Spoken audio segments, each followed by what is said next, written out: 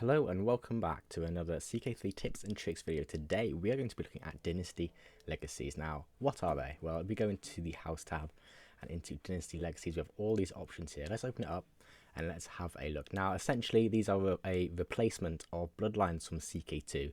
They're a series of perks that you can unlock that will be available for everyone within your dynasty. Now, see all these separate trees. We've got the base ones that everyone will have access to. We've got Kin, Glory, Erudition, Blood, Guile, Law, and Warfare. Those are the base ones that everyone will have access to. Now, some are also DLC attached. For example, activities from the Tours and Tournaments DLC, customs from the Roll Court DLC, and then some are also culturally attached. For example, here, Adventure and Pillage, because we are playing as the House of Sigurd with the King Sven II Estridsson of Denmark. Now, we go back into the tab, we can see what actually are they now. They're a series of perks and they cost renown to get, and each one of these comes a little bit more expensive by 500 each town, and only the dynasty head can unlock these. So it's very important if you're the dynasty head to keep on top of this, and you'll be able to do that. Now, all these are certain perks, some more better than others. We have here the Warfare, which can at the end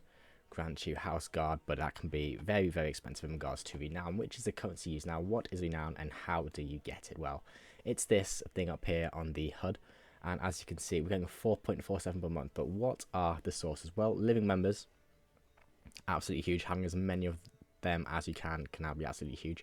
Another one is basically the titles of independent rulers. Now, independent is very, very important here, as if I was to be the king and have a duke under me who was my dynasty, that would not give me a more renown. It has to be independence to give us the ticking renown. But one other way to get it is by marriage as well. So if I married off a daughter to a neighbouring king, then I would get 0.8 there for doing that as well as an alliance. So that's a good way to tick up your renown, especially in the early game.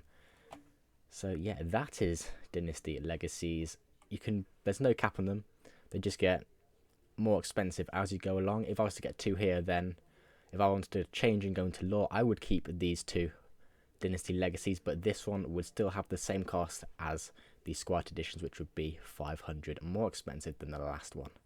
I hope that makes sense. Thank you very much for watching. I hope you enjoyed. If you have, please subscribe to the channel, and I hope you found this useful. Thanks.